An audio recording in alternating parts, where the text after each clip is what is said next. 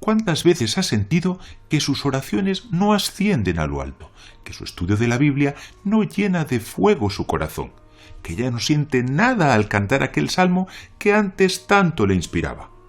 ¿Se debe esto únicamente a su actual condición espiritual o, por el contrario, existen condicionantes externos que ponen tropiezo a su servicio a Dios? Shalom, queridos Javerim. Mi nombre es Isaac Ben-Naor y en nuestro shiur de hoy intentaremos, con la ayuda del cielo, abrir nuestros ojos a la realidad espiritual que nos rodea, tratando de despertar una nueva conciencia en aquellas personas que ya han tirado la toalla en su empeño en proseguir a la meta, al supremo llamamiento en el Mesías Yeshua. Se han conformado a este siglo, siguiendo de manera dócil sus directrices, y que, cansados ya de remar contracorriente, se han conformado con una vida religiosa gris y mediocre, o peor aún, se han alejado de la fe. Al principio del relato de la creación, la Torá nos declara: y dijo Dios, sea la luz, y fue la luz. Génesis Bereshit 1:3. Sobre esta luz, creada en el primer día, dijeron los sabios: es la luz que el santo, bendito sea, le mostró al primer hombre, y gracias a ella veía de un extremo a otro del mundo. Y es también la luz que el santo, bendito sea, le mostró a David, y él alabó y dijo: cuán grande es tu bondad, que has guardado para aquellos que te temen. Salmos Tehilim 31:20. Y es la luz que el santo, bendito sea, le mostró a Moisés, con la que observó desde Gilead hasta Dan. Sobre esto puede ver Deuteronomio Devarim 24:1. Pero cuando el santo, bendito sea, observó el advenimiento de 3 generaciones de pecadores, añade: la guardó para que no la utilizasen. Zohar Bereshit 31b. Nuestro Zohar seguirá adelante especificando cuáles fueron esas 3 generaciones. La primera fue la generación de Enosh, el Dor HaEnosh. La segunda, la generación del diluvio, el Dor HaMavul. Y la tercera, la generación de la división, el Dor HaPalaga. Y nosotros nos preguntamos, ¿qué tuvieron en común esas 3 generaciones para provocar que se apartase del mundo la luz de Dios?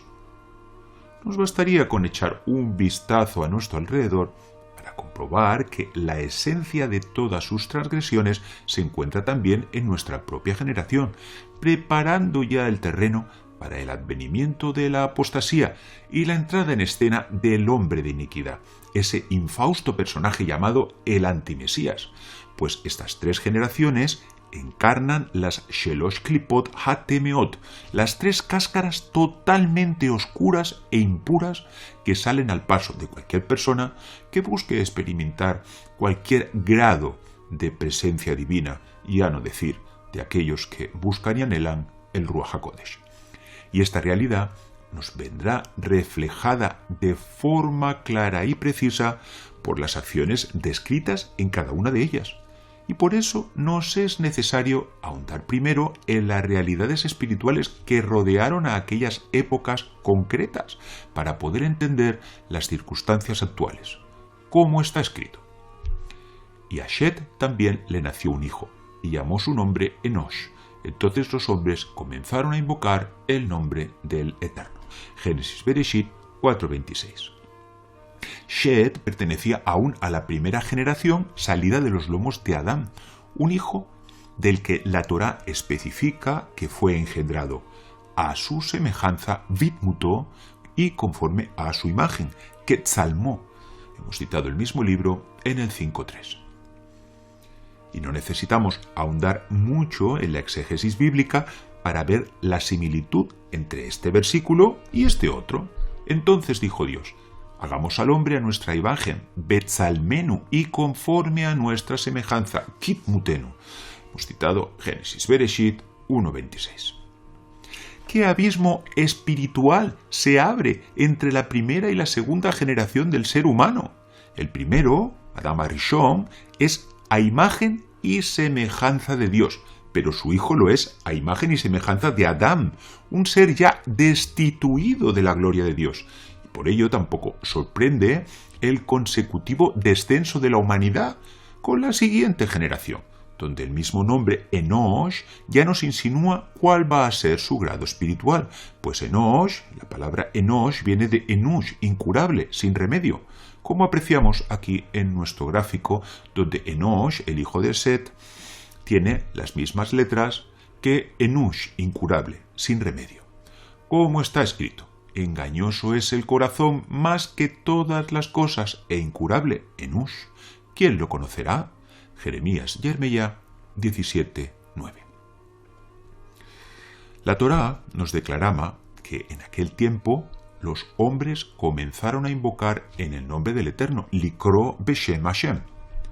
Y a primera vista esto nos puede parecer positivo, pues ¿acaso no debe el hombre dirigirse a Dios en sus plegarias? Cuanto más al Eterno, que es la expresión del atributo de su gracia. Pero esto contiene también una segunda lectura. Hasta ese momento Dios era quien se había dirigido al hombre, tomando, por así decirlo, la iniciativa. Y así lo vemos con respecto a Adán, a Eva, a Caín, a Abel o incluso con la serpiente. Pero ahora Dios se hallaba demasiado lejos y era el hombre quien debía tomar la decisión de dirigirse a su Creador. Pasemos ahora a la segunda generación citada en nuestro Zohar, la del diluvio, el Dor HaMabul.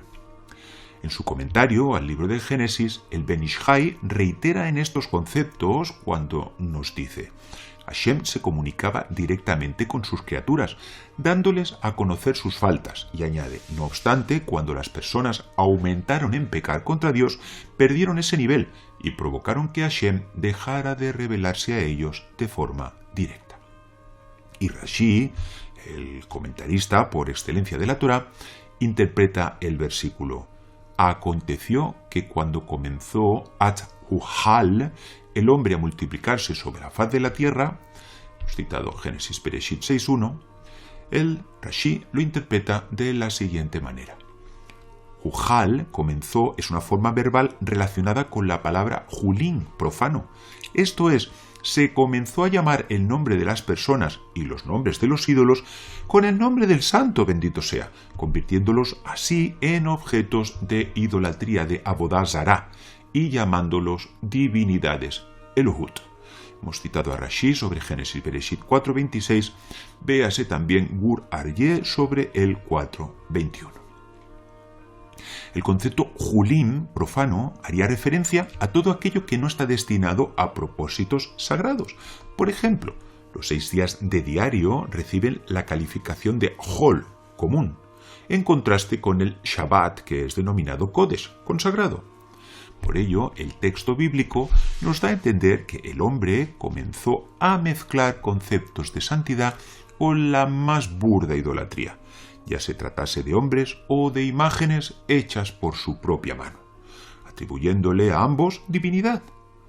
Por lo que no debe extrañarnos que los hombres perdiesen el nivel de profecía que había caracterizado a sus predecesores, de forma que ya no eran amonestados desde el cielo de la misma forma que un padre corrige a sus hijos. ¿Y cuál fue el motivo de tan aparatoso descenso? ¿Qué nuevas causas debemos de añadir al de la idolatría y a la del mal uso de la espiritualidad? El Ben Ish Chai interpreta la declaración bíblica: no contenderá mi espíritu con el hombre para siempre, porque ciertamente él es carne. Be Shagam hu basar. Hemos citado Génesis Bereshit 6.3. Esto es interpretado por el Ben Ish Chai en el sentido de que su decadencia, la decadencia moral del hombre, provino también de los pecados de la carne. Por eso Dios dice que Él es ciertamente carne. Y esto, pues, Él lo interpreta como la promiscuidad sexual. Y pasemos ya a la tercera generación, la generación de la división, Ator HaPalaga, cuyos pecados apartaron también la presencia divina del mundo, como está escrito. Tenía entonces toda la tierra una sola lengua, Safá Ejad, y unas mismas palabras, Devarim Ahadim.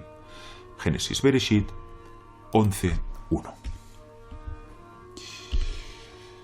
Acudiendo de nuevo a las explicaciones, a los comentarios de Rashi, leemos lo siguiente. Una sola lengua, Safa Ejat, es la lengua sagrada, la Lashon HaKodesh. Esto es, toda la humanidad hablaba en hebreo. Y aquí cabría preguntarse, ¿es esto malo? Como todas las cosas en la vida, dependerá del uso que hagamos de ello. El hebreo, como herramienta de estudio, oración y elevación espiritual, es sin duda insuperable. Pero usado para malas artes y propósitos de impureza, puede acrecentar el mal sobre el mundo, al profanar su santidad con usos propios del otro lado.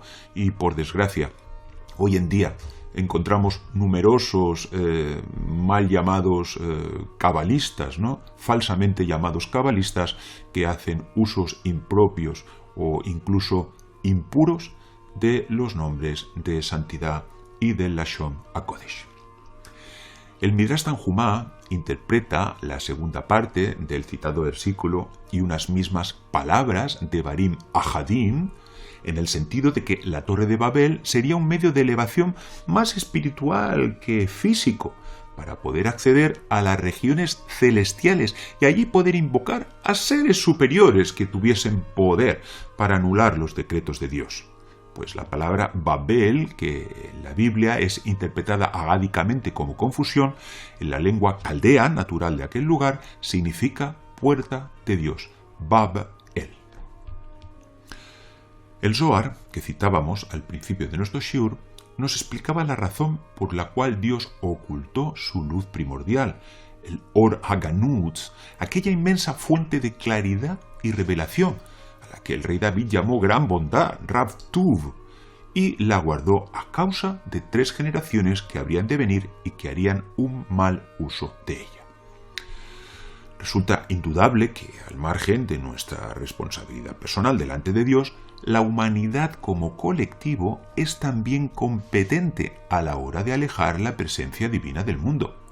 Cada vez que un dirigente impío sube al poder con sus votos, cada vez que se promulga una nueva ley contraria a los mandamientos de Dios con su silencio o con su omisión, nuestra percepción de divinidad se oscurece y se hace cada día más difícil conectar nuestra alma con el cielo.